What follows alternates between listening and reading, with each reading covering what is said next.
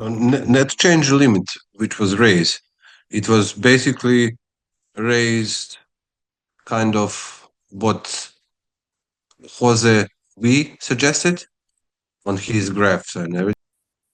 Yes. Okay. So there is definitely on Sunday a net change limit action dropped. They actually specifically said in there that it was not anyone from Intersect or CF or any of the big entities, that it was a group of community members who wanted to remain anonymous yet post a net change limit.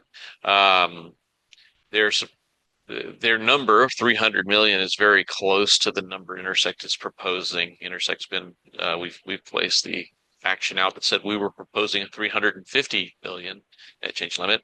Uh, they also stated that they wanted to put a 2026 limit, and then they put that at 250 million. So that's fine. You can start there. Uh, I think the only issue that's been raised with the proposal is that um, the anchor URL is not immutable.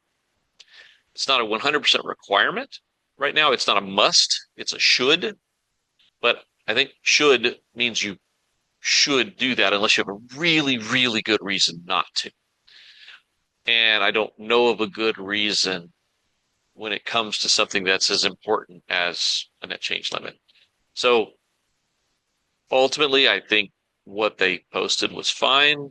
There's a minor technical issue that if we were to reissue it again with it being immutable on, like an IPFS link rather than a GitHub link that can be changed. Because in fact, at one point it had been changed.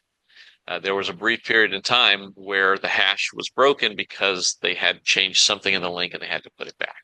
Yeah. And can we ask them to edit, like, because, or is it editable? The governance It's well, action. that's the whole thing about it being immutable, right? If it's immutable, you can't edit it.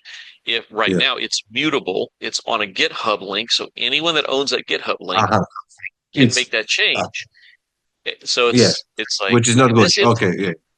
Yeah. this info action passed with 90% approval, and then they changed it to where the net change limit should be 1.4 billion ADA.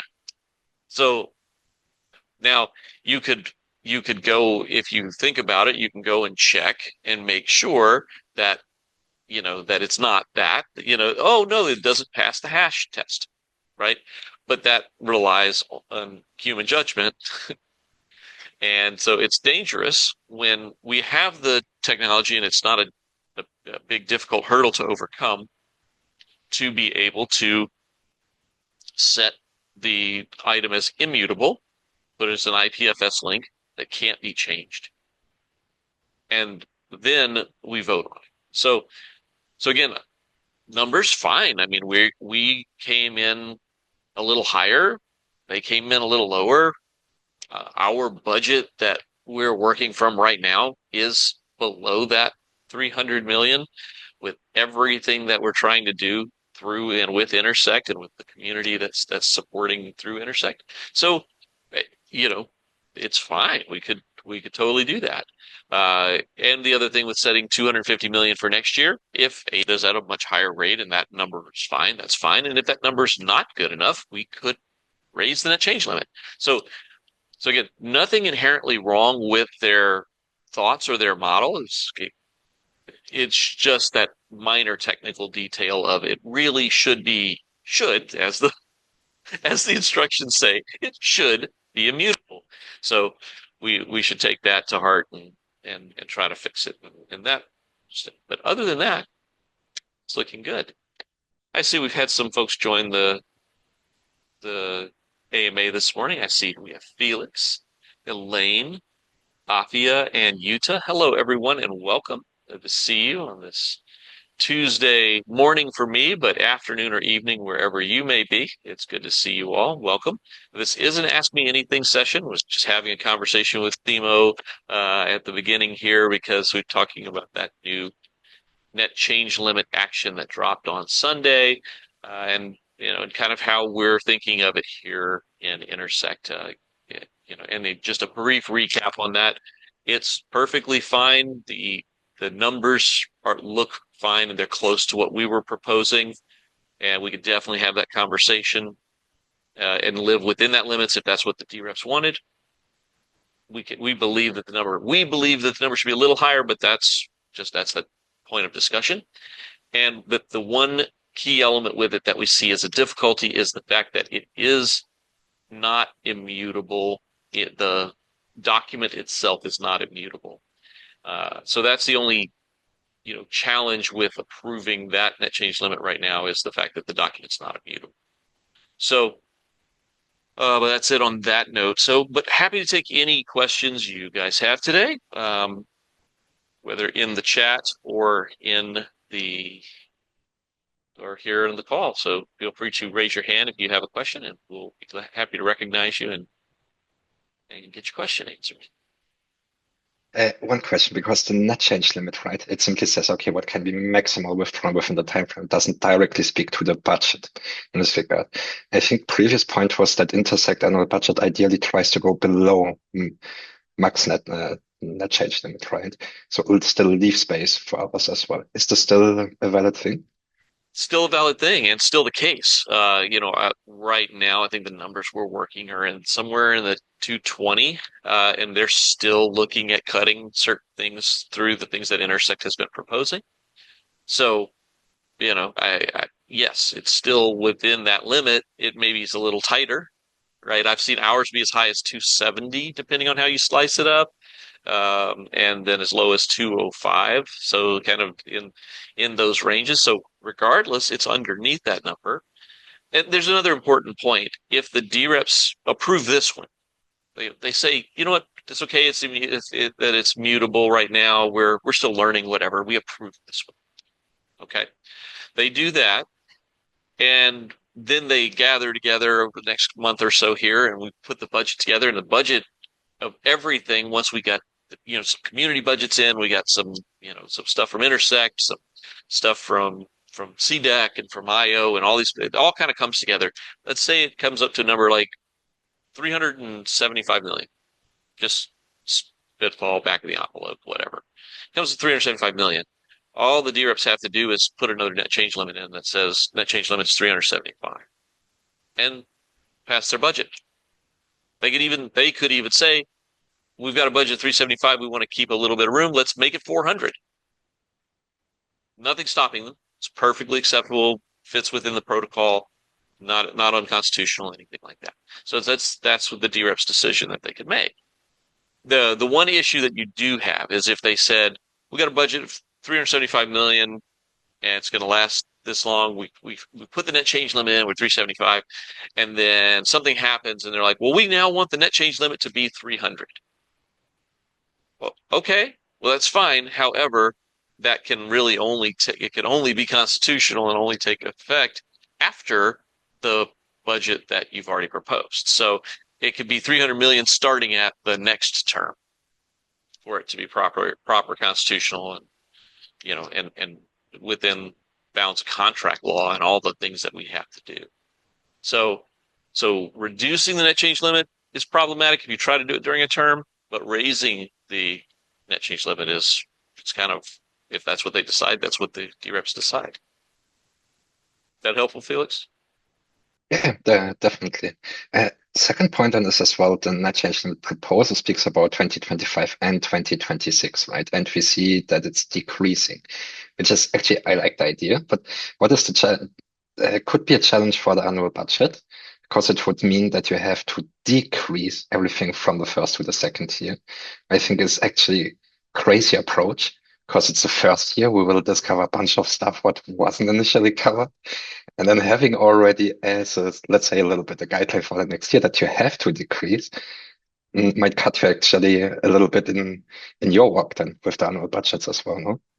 Right. And so again, this is where what matters here is what the DReps decide to do. If they decide to keep the net change limit at 250 for 2026, and let's say we have a really nice bull run and we're doing great, and that 250 million ADA is more than what it was when we spent for the 300 million the year before. That's great. No problem. There won't be any issue. Most of our budgets are based around fiat currency, whether it's US dollar or euro, etc. But let's say that's not what happens. That would be awful. I would hate that. So, not asking for that to happen. But let's say that that ADA's price isn't, astronomical and doing great. It's instead staying around where we're at now, this sort of, 70, 80 cent range. Well, then that means that, as you said, Felix, we would not be able to cover certain things that need doing. And so we'd have to make hard choices. Or, as I said earlier, DReps can just say, no, the net change limit's not 250 this year. It's actually 300 again, because we still need to spend 300 to keep operating Cardano. Or, hey, we actually have this really great thing for Bitcoin DeFi, and it's going to cost this much money to get it done, and we really want to do it as DReps. So we're actually going to make the net change limit 400, and we're going to pay for that thing to get done. Nothing stops them from that. Net change limits they're only good so long as they aren't voted to be replaced. Thanks for the questions, Felix. Those are great. This is these are the topics I love to cover, so we can get them out there and get a wider coverage on them. I really appreciate that. In the meantime, I can give a couple of brief updates. We're continuing to develop the budgets that were presented by the committees. They're being developed slightly differently now due to the course correction, where some elements of the budget are going to vendors who want to do that work, and the vendors are now putting those proposals forward in collaboration with the committees. So what's happening there is the committees are having open facilitation between the folks that want to do the work, and kind of aligning on who should do what part and how that should move forward, and helping them get a proper proposal and ready for the DReps. So that's happening on some fronts. And in other places, there is some work, and I won't put you on the spot, Tex, but I know you guys in open source in particular, you've got some work that the committee itself has to do work as a part of that work, and you have to find and select the right people later on. And so those proposals are still going forward, and it'll be asking the DReps to give the committee. So this is that idea that I've talked about a few times now about getting delegated authority from the DReps. This will be actual delegated authority from the DReps for, say, open source, to go in and do specific work. And like I said, Tex, I'm not trying to put you on the spot, but if you have a minute, if you want to maybe talk a little bit about one of the projects that you guys have in open source that's fitting that bill, where you're going to kind of continue. Yeah, don't feel on the spot at all. So thanks for bringing it up. I would say that not only the open source committee, but also the technical steering committee shares in some of this as well. Number of different workflows that we had, and just to speak to, I guess, what the original sentiment from the community was, where there weren't as many issues with those budgets as they were. We're really taking that forward and just saying, great, we put it all together. We've been as pretty much openly transparent as we can be about how we put that together. So we're going to ask the same thing. Can we continue that body of work? And is this something where you would feel comfortable going through the hours of all of these individuals' work, doing that yourself? And or do you want to find somebody else to do that? Or do we now have, we'll get that formulated in a way that says, can we have the power to do exactly what you like this, you want it to be carried out. We told you exactly how we can carry it out. So can we just do it? More specifically, asked about specifics. The big thing is going to be this. So we have one of our first programs, the maintainer retainer program. Basically, it's where we can start amplifying some of the more experienced community members that may not have yet had their voice, and really differentiate who is doing a lot of commits or who is actually doing the maintenance on some of these core repos. The way that we had that written up, and again, some of this may alter just ever so slightly, but we're looking at about 100 different developers, 100 different coders. So that's a really large undertaking. And And it would just seem, at least from our perspective, hey, we don't mind to do the work. We've got a lot more, let's say, bandwidth or capability.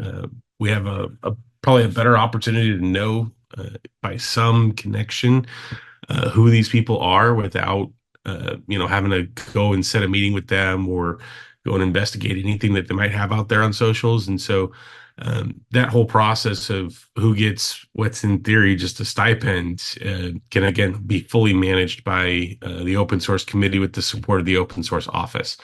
And for anybody who's taking a closer look at it there, the open source budget, open source committee, a majority of it is tied pretty tightly to the paid open source model. We just got a blog up on that. There's a big explainer video. I want to say it's about 45 minutes on our YouTube channel. And that really kind of is our long-term goal strategy. And so the rest of this year, I'm going to talk about this more in a different call, but our strategy is going to develop over the next year or two to say, hey, how do we actually get into a full implementation phase? Come full circle on that model and actually show that in action. But yeah, everything that we have on the budget is fueling different steps of that process to bring it together. We would not that we want to take on more responsibility than is necessary, but we're committed to being open and transparent, like I said before. And so, yeah, if there's room for us to ask for that delegate authority, if you will, then that's exactly what we want to do. Fantastic. Thank you, Tex. And that's what I was hoping to point out this morning is that because that was a question that has been raised recently. It's, really what do committees do now? Well, they still are doing what they were doing before in many instances. Yeah, there are some shifts and some changes, but there's still a tremendous amount of work and a tremendous amount of value that the committees bring to the community. And open source is just one of those bright spots where we definitely can see where that value is going to pay off over time. And I'm glad that you were able to share that with us this morning. So thanks for that, Tex. From an update perspective, that's a pretty good spot that we're at now. I think the other thing that I know, we've got some survey questions that are coming up. Again, we're trying to get an understanding from the DReps on what they're looking for, what support they need, what responsibilities they really do want to keep. I think that was again, I've gone back to this a couple times. This is probably the most important part of this course correction is really understanding from the DReps which part of this information, which part of this work they want to keep for themselves, they believe is their most important purvey, and which parts they want to have others perform for them. And they've got the ultimate power to decide that. And so I do know there's some survey questions coming out here soon. I'll be pushing them through these channels here. We'll be sharing them over over X, on Discord, everywhere we can. If you're a member of the DRep forum, I know we're going to be posting some questions in the DRep forum. So it's just kind of a call to action this morning is if you see these survey questions and you're a DRep, please fill them out. They are incredibly helpful to us to understand where you stand as DRep, what responsibilities you think are important to you, and what responsibilities you think should be professionally managed by others. And Yuta, thank you for that question. Yuta's put a question in the chat. So he's talking about and we have spoken about this a little bit before. How will the block budget items, other than those that are applied for a vendor or project by the end of March and approved by DReps, be handled? And so, Yuta, the bottom line is kind of what I was talking about with Tex just now, which is that there are certain elements that absolutely remain in the purvey of the committees themselves. Things like he's talking about with open source. I would say for membership and community, it's things like the community hubs. Those hubs are definitely something that's a program that Intersect runs, operates, and manages. So you should seek funding for that. Now, I think there's also maybe in your question here something like about gaps. Like if a vendor hasn't come forward to take on some specific work, how would you handle that? And there's a couple ways. One is as a committee, you can say, we received these requests to do this work, but we see these other 5 or 6 or 10 items that haven't been done. You can handle that a couple ways. One, you can go look for a vendor. You could try to see if a vendor is willing to take that role on and go ahead and apply and move that forward, and you can support that if you do.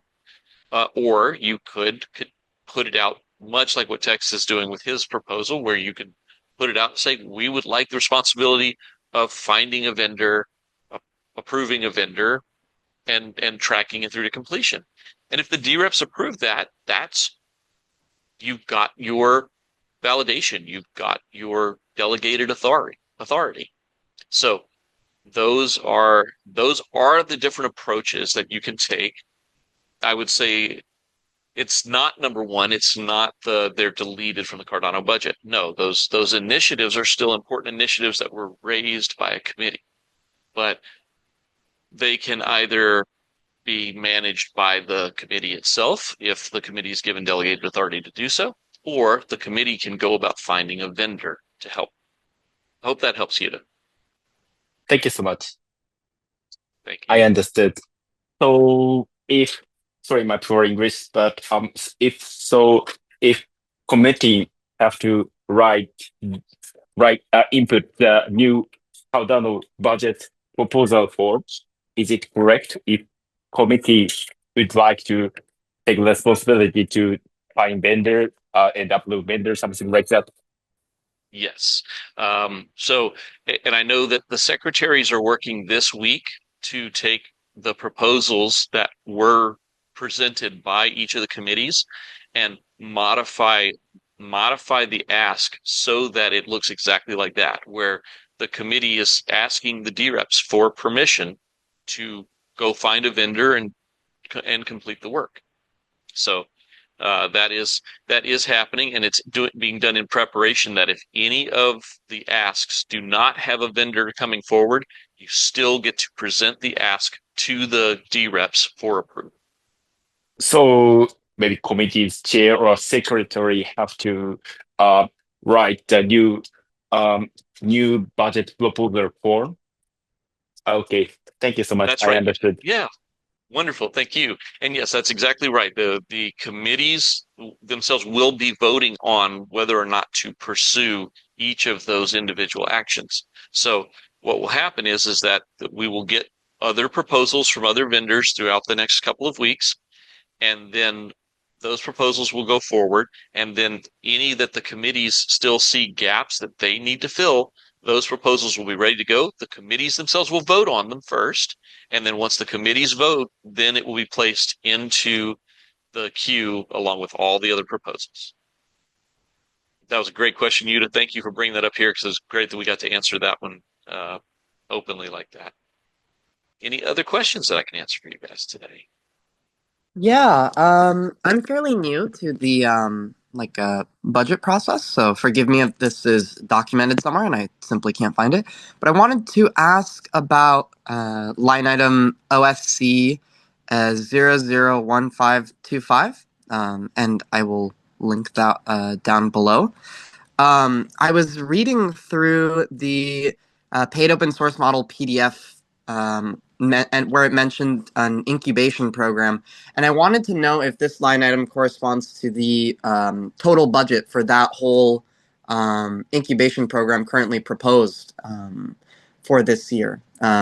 So for context, I'm like a contributor to Hydra and like a CTO of a new company called IDA. And we were looking to make a proposal for this incubator program, but we weren't sure what amount of funding to target. So, we wanted to ask about like the current discussions about how much that total budget is even going to be. And I'll link it right now. Yeah, no, thank you, Elaine. So the perfect person to answer the question on OSC is Tex. So he's here today. So thankfully, when it gets down to individual line items, I'd have to go look them up. But I think Tex probably knows that line item pretty well. Can you help Elaine out, Tex?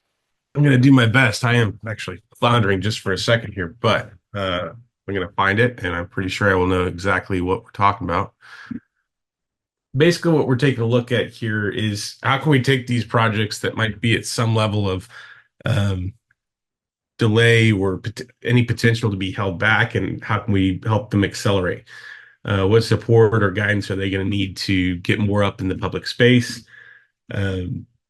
And so there's actually discussions in here of if they are needing help pre-Catalyst, meaning they have not received Catalyst funding, post-Catalyst, and then details on product viability and performance as well. Trying to see if the document I have has been publicly shared. I think it's still been on the background here. Because I know OSC is going to give their final sign off in terms of like would they stand behind this and fully recommend it? That's been one of the differences that we have been asked to add pretty much anything that comes through to the budget, which we're more than happy to do. But this week on Thursday, they're going to have another discussion on it just to give their final earmark of support, if you will. And your meetings are live, Tex? You guys put your meetings out live, or do you put out? Not live, but on YouTube. But we do have open meetings, so there's no barriers to entry other than being a member and following the link in the Discord. There you go. So Elaine, that may be one option for you as well. If they're going to actually be discussing this line item in their next meeting, you might attend and get the info firsthand there. I am going to share a doc. I don't know if you got a chance to look at this, Elaine. This is actually tagged in the spreadsheet that you can see there. So like I said, I was just trying to make sure it was publicly available. This is going to be the fullest extent of detail that we have currently for the accelerated proposal. Yeah, I see. I don't know that I don't know if anybody from the commercialization working group will be there on Thursday, but I can ask about it for sure. We're actually going to do an agenda set for the OSC meeting later today, so I'll see if we have a little bit of time for that. If you know you're going to show up, if you know you're going to be there, I can put something down. Yeah, sure. So let me just make sure that I have the date and time right. This is listed on the Intersect Discord as open source committee. 10 p.m. JST. Sounds about right. Okay. All right.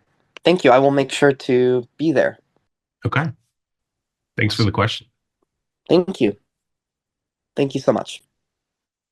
Quick question to you, Elaine, if I may. Do you have the funded proposal in Fund 13 in Project Catalyst on the extended quadratic funding? Yeah, I had like some proposals for that via Socius. I'm no longer like at Socius, so I'm not currently involved in that. Okay, because just check the proposal. It's interesting because it has the title Fair, Decentralized and Inclusive Funding for Underrepresented Open Source Projects. Yeah, it's something that I'm like very interested in, and I think that one and the Midnight Smart Contracts like a proposal from last Catalyst round were very interesting and stuff. But at the moment, I haven't gotten back in contact with Socius to see if we'll try to do any development on that jointly. But yeah, I think that would be something that would be very promising. Potentially even to be using in the Cardano ecosystem. Of course, I don't want to speak for anyone yet. Just looking more at funding process and all before I make any recommendations with that.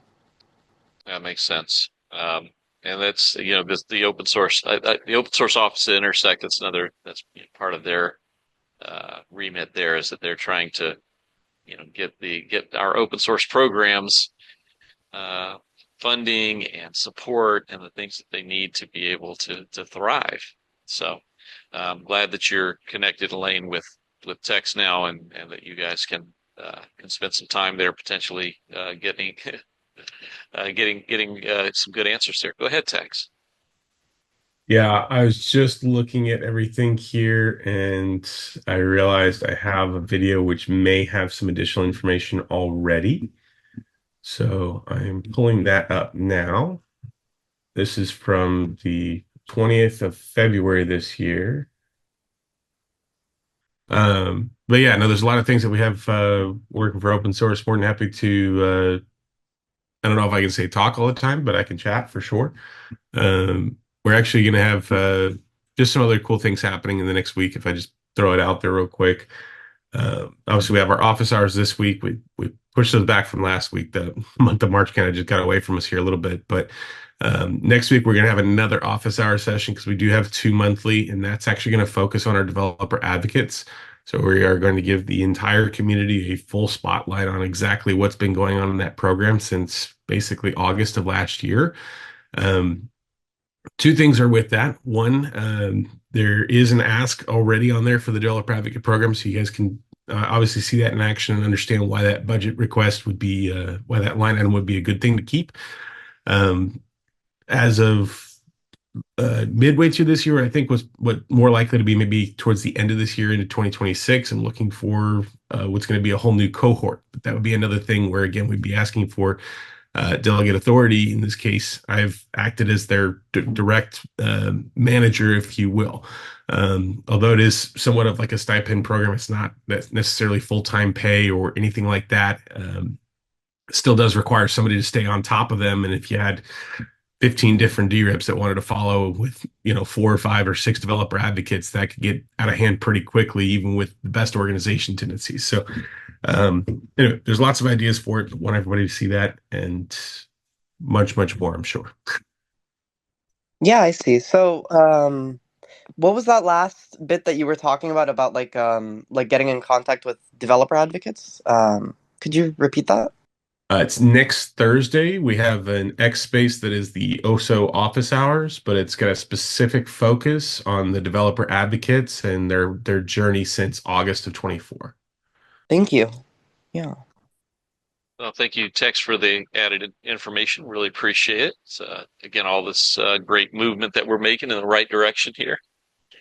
So we answered all the questions today, Tex. It's like winning the internet. Not a chance, really? That's awesome. Not a chance. There's got to be another question. So, but no, that's totally fine. We can give everybody the few minutes back of their morning. If we don't have any other questions from our participants today, we will we can wrap this session up. Our next session will be Thursday, and it's midnight UTC, I believe. It's 11 p.m. or midnight UTC. I have to double check, but it's in the calendar there. It's at lu.ma/Cardano budget process. That is the location where you can schedule to come to any of these meetings. And we'd appreciate sharing that with your friends because we need more DReps attending these sessions and getting educated on the budget process, the budget asks that are available and the ones that are coming up. And also just getting that feedback from the DReps on which things you really want to take responsibility for as DReps. So again, as I mentioned earlier, and I'll mention it again now, take a look at the survey whenever it comes out here shortly. The survey that's going to be on X will help us to set agendas, help us to determine where we can best support DReps and how we can best be your support system on your journey as a DRep.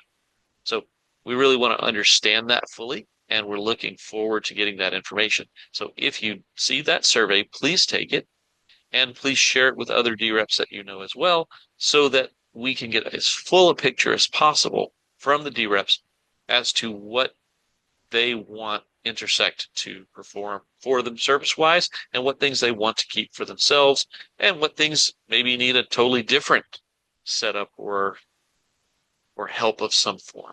So we're open to all of those possibilities, and we're looking for ways that we can help. And that right now is the best way. I did check there for you, Lloyd. I'm showing 9 p.m. UTC on Thursday and 10 p.m. UTC on Saturday. Aha, perfect. Thank you very much, Tex. I appreciate that. And we will we'll be at those sessions, be ready to answer your questions, get your feedback. Again, if you see these surveys, please take the surveys. If you have questions, please join these sessions or send DMs. Happy to take questions through DMs as well. And with that note, thank you for your time and attention this morning, and appreciate you, and we'll see you all next time. Thank you so much for hosting.